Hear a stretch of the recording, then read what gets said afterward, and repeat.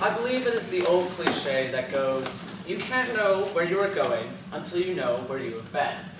In light of this, I'd like to take you all back a decade. Hear me, I'm only here 5 minutes. 2008, Barack Obama. He was running for his first term as president. 2008, my favorite movie, The Dark Knight, had just released in theaters. 2008, I was living in the wonderful state of Washington and used the terms sex and gender interchangeably. Today, however, I recognize this as incorrect, for sex is the medically assigned term at birth to ensure proper medical care. For most, the definition of sex ends here. Whereas gender is the mental perception of yourself. It's how you perceive yourself and choose to express yourself to other members of society. What's very important to understand is gender, as we understand it, is a social construct.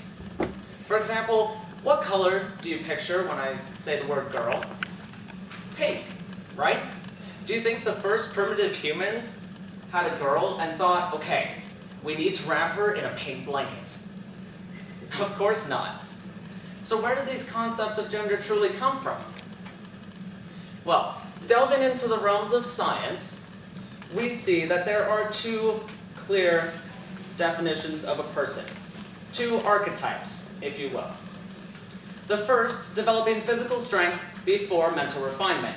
And the second type, developing mental refinement before physical strength. The physical class, let's start with that one.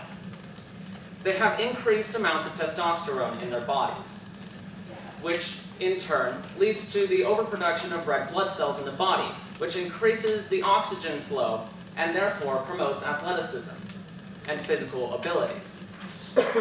The second class, the mentally refined class, has increased levels of melatonin within their bodies, enabling them to sit still for longer and develop such things as fine motor control and mental maturity earlier on in life.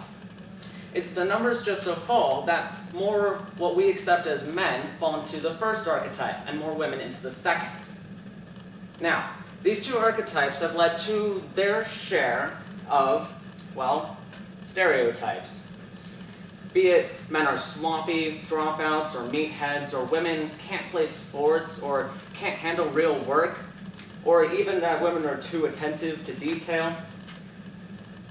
We have accepted these as true.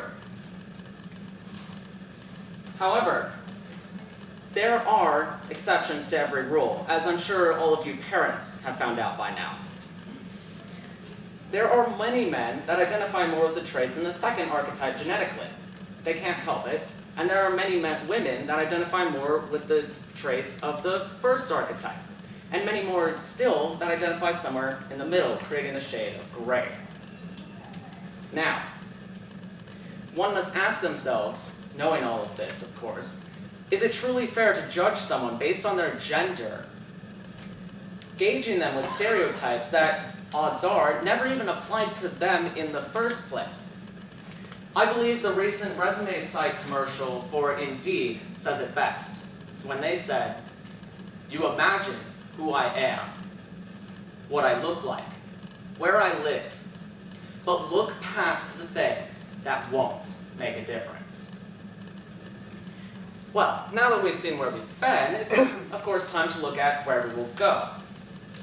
Many people are still oblivious to the fact that the clear-cut genders are in fact not so clear-cut, making education the best tool to combat that oblivious nature. The AAUW and similar organizations are doing their parts by hosting these events for us students to participate in. I'm doing my part by standing in front of you all here tonight. But the question is, will you all do your parts tomorrow by spreading this information and sharing the issue? Now, I had this friend who throughout middle school had a fluctuating gender expression, and they she was gender fluid, they were gender fluid, and they've accepted that many people cannot make the change with gender pronouns, so they're one of the more open-minded ones. However, they were discriminated against for it. But I got to know them, and I'm proud to call them one of my best friends today. I can only encourage that we all adopt a similar mindset, and that we recognize gender for what it truly is, a social construct, and educate others on the issue. And then, and only then, can we abolish sexism and look past the things that won't make a difference. Thank you.